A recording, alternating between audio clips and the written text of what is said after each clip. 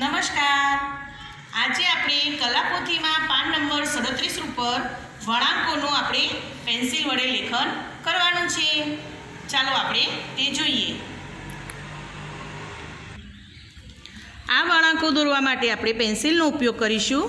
અહીંયા ગોળ, અડધું ગોળ, આડી લીટી, બીજી ત્રાસી લીટી, બીજી ત્રાસી લીટી, ઊભી લીટી, આડી લીટી અને વત્તાકારની આકારમાં લીટી છે.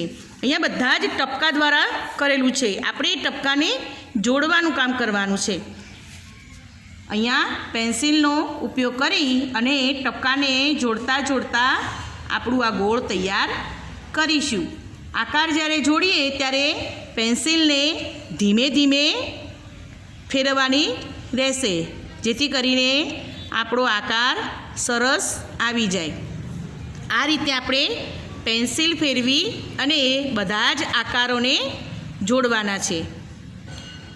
બીજું છે અડધો સી આકાર જેવું છે, અડધું ગોળ દોરેલું છે, તો તેને પણ આપણે આવી રીતે ટપકા જોડીને પૂર્ણ કરવાનું રહેશે.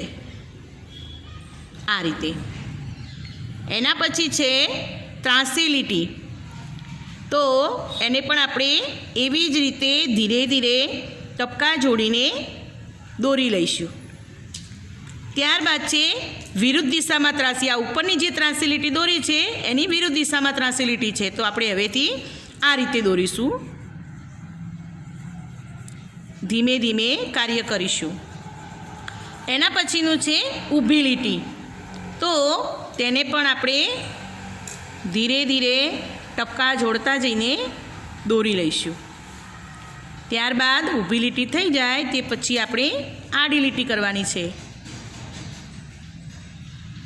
બાળકને દરેક કાર્ય આખી લીટીમાં પૂર્ણ કરાવવાનું છે. ગોળ દોર્યું છે તો બધા જ ગોળ દોરાઈ જાય પછી નીચેની લાઈનમાં જવાનું છે. ગોળ દોરાઈ જાય પછી અર્ધ ગોળ દોરવાના છે. ત્યારબાદ ત્રાસી લીટી, એના પછી વિરુદ્ધ દિશામાં જે ત્રાસી લીટી છે તે પૂરું કરાવવાનું. ત્યારબાદ ઊભી લીટી આખી દોરાઈ દેવાની, પછી આડી લીટી આખી દોરાઈ દેવાની. એવી રીતે વારા પરથી આપણે દરેક કાર્ય કરવાનું રહેશે.